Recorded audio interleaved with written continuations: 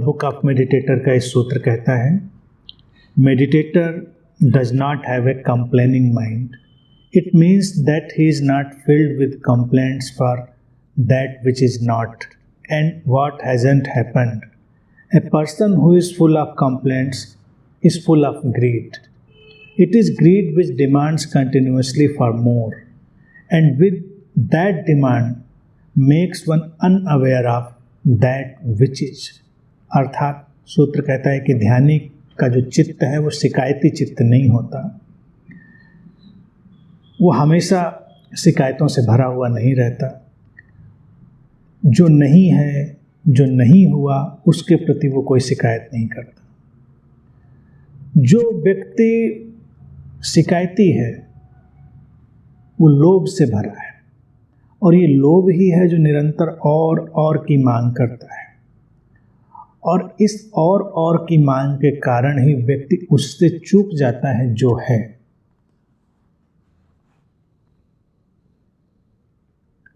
जो है उसको जानना, उसमें प्रवेश करना, यही अध्यात्म का और ध्यान का सार है. अब सूत्र कहता है कि शिकायती चित्त नहीं होता, लेकिन अगर हम अपने आसपास के लोगों को देखें तो हम हैरान रह जाएंगे कि उनका चित्त शिकायतों से ही भरा है. जीवन क्या उपहार लेकर आता है उसकी तो चर्चा करनी ही नहीं है. उनको वही चर्चा करनी है जो नहीं है, जो नहीं हुआ. अब कितनी कमाल की बात है, देखा जाए कितनी रोचक बात है. अरे भाई, जो है, जो हुआ है उसमें आनंदित हो. जो नहीं हुआ, जो नहीं है, उसको लेकर शिकायत करनी. धूप निकली है तो शिकायत करने की बादल क्यों नहीं, बादल निकले हैं तो शिकायत करनी धूप क्यों नहीं निकली. जिंदगी ऐसी है व्यक्ति की, और इसमें व्यक्ति की सर्वाधिक ऊर्जा नष्ट हो जाती है, सर्वाधिक शक्ति उसकी अपव्यय हो जाती है. तो ध्यानी इन मामलों में बहुत सतर्क रहता है. वो जानता है कि ये एक लोभ है उसके अंदर का जो और की मांग करता है. और की मांग के कारण ही तो हम जो है उसको नहीं देख पाते. ध्यान में प्रवेश किया, थोड़ी भी शांति आई, थोड़ी भी प्रसन्नता आई, व्यक्ति को लगता है इससे क्या है, पहले जैसे ही शांति तो नहीं आई, या कुछ अभी इतना बड़ा तो नहीं घटा. उसमें भी वो कोई ना कोई शिकायत की बात निकालेगा. अच्छा, अगर आ भी गई तो सोचेगा और आना चाहिए, और आना चाहिए. ये जो और का एटीट्यूड है ये घातक है. और शिकायत ये दोनों जुड़ी हुई हैं. व्यक्ति इसको कई बार समझ नहीं पाता. तुम्हारे जीवन में प्रेम आया, किसी भी रूप में आया, संबंधों के रूप में या किसी भी आशीष के रूप में, तो उस प्रेम को तुमने देखा, अनुभव किया, उसमें डूबे. लेकिन तुरंत ही व्यक्ति के अंदर उठता है ये और प्रेम क्यों नहीं. अब और का तो कोई क्राइटेरिया नहीं, और का तो कोई ऐसा मानक है नहीं कि क्या और होना चाहिए. हर व्यक्ति असंतुष्ट है जहां है उससे,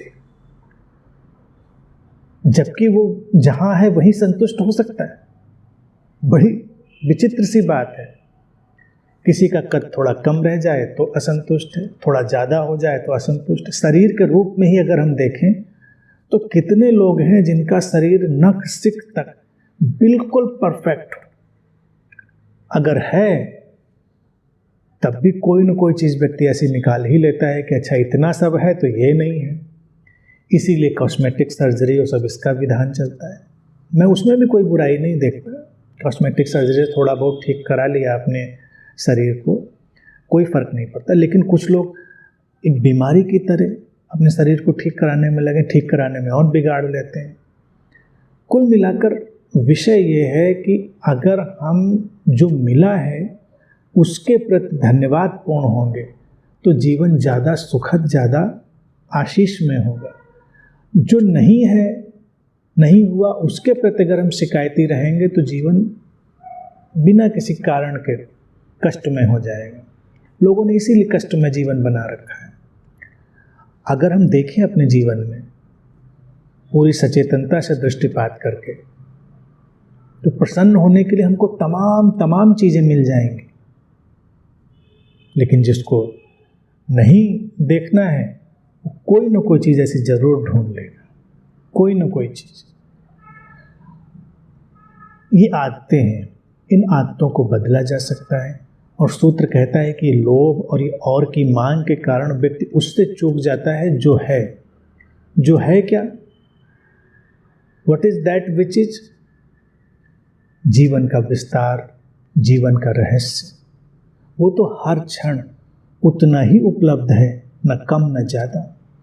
परिस्थितियाँ बदल सकती हैं, घटनाक्रम चेंज हो सकते हैं, परिवर्तित हो सकते हैं, लेकिन उन परिवर्तित होती परिस्थितियों और घटनाक्रमों में कुछ ऐसा है जो कभी बदलता नहीं, वो जीवन की रहस्यमयता, हमारा स्रोत से जुड़े होने का वो अखंडित धन, वो तो कभी नहीं बदलता। वही है वास्तविक होना, और उसमें ही प्रवेश करना है व्यक्ति को।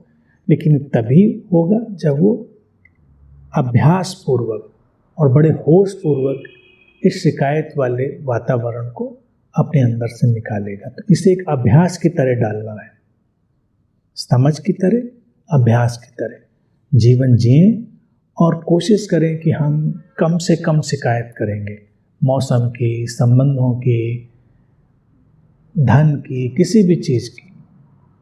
धन की कमी की शिकायत करके आज तक किसी ने धन को अर्जित नहीं कर पाया है।